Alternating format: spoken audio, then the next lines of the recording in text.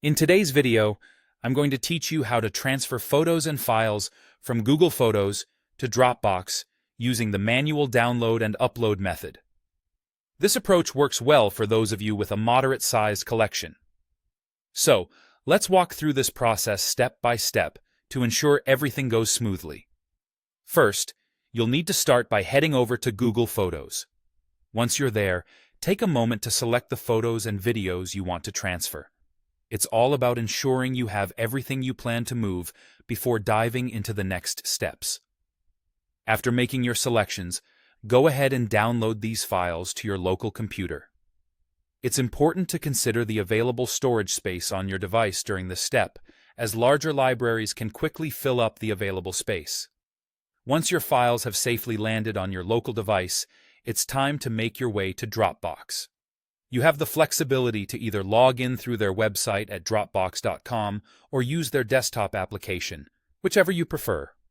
After logging in, navigate to the folder you want your photos and videos to be stored in. This step is crucial because organizing your files from the get-go can make things easier in the long run.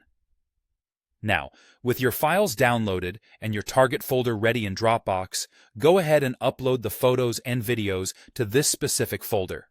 You'll notice that this process could take a bit of time depending on your internet speed and the size of the files you're uploading. So, breathe easy and let your system do the heavy lifting. Once the upload has successfully completed, the next step is to ensure that everything has synced properly. Open your Dropbox and verify that all your photos and videos are indeed accessible.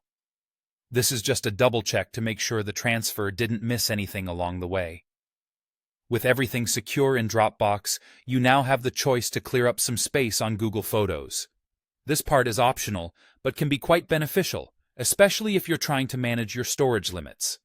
If you're confident that your files have made it safely to Dropbox and you're sure you no longer need them in Google Photos, you can go ahead and delete the originals from there.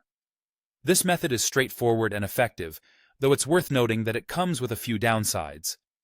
Because this process relies on your local storage and upload bandwidth, it might be a bit time-consuming, particularly if your library is on the larger side. However, for moderate-sized collections, it remains a simple and reliable option.